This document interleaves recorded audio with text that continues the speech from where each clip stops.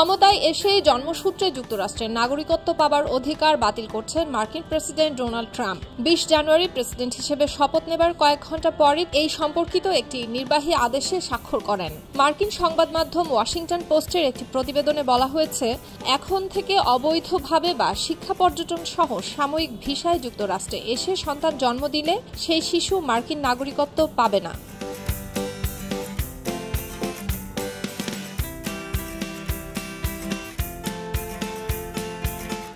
এদিকে এই আদেশে স্বাক্ষর করার সময় ট্রাম্প স্বীকার করেন যে জন্মসূত্রে নাগরিকত্বের অধিকার যেহেতু দেশের সংবিধানে নিশ্চিত করা রয়েছে, তাই তার এই আদেশ আইনগত চ্যালেঞ্জের মুখে পড়তে পারে। তিনি আরও জানান, জন্মসূত্রে ১৫০ বছরের পুরনো এই সাংবিধানিক অধিকার একেবারেই হাস্যকর একটি বিষয়। তবে তার বিশ্বাস, এই বিধান বদলানোর জন্য ভালো আইনগত যুক্তিও রয়েছে।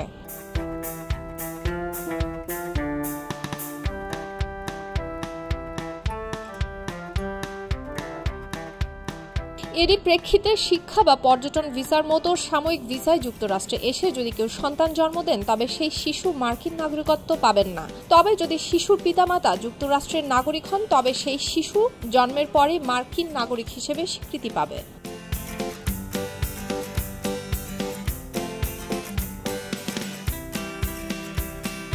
এদিকে ক্ষমতা গ্রহণের পর বিশ্ব স্বাস্থ্য সংস্থা বা WHO থেকে যুক্তরাষ্ট্রকে প্রত্যাহার করার মতো বড় ধরনের কিছু পদক্ষেপ নিয়েছেন তিনি।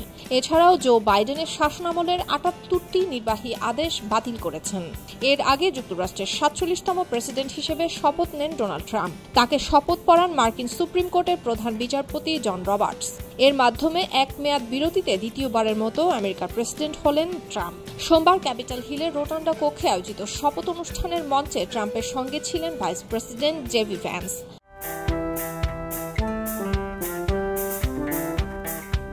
প্রথমে আগে ভাইস প্রেসিডেন্ট হিসেবে তিনি শপথ নেন, এরপরেই শপথ হয় ডোনাল্ড ট্রাম্পের। সুলতানা দিনা, খবরের কাগজ।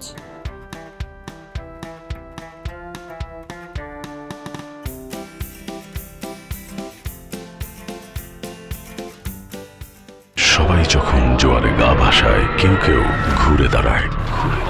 সময় হারতে শেখালেও কেউ কেউ চ্যালেঞ্জ ছুড়ে দেয়। পক্ষপাতের ভিড়ে আজ থেকে কোনো পক্ষ নয়, খবর হবে নিরপেক্ষ। বানোয়ার তথ্যবাদ, খবর হবে নিখাদ। ভেঙে গুজবের শিখ, খবর হবে নির্ভীক। এলো খবরের কাগজ, নিখাদ, নির্ভীক, নিরপেক্ষ।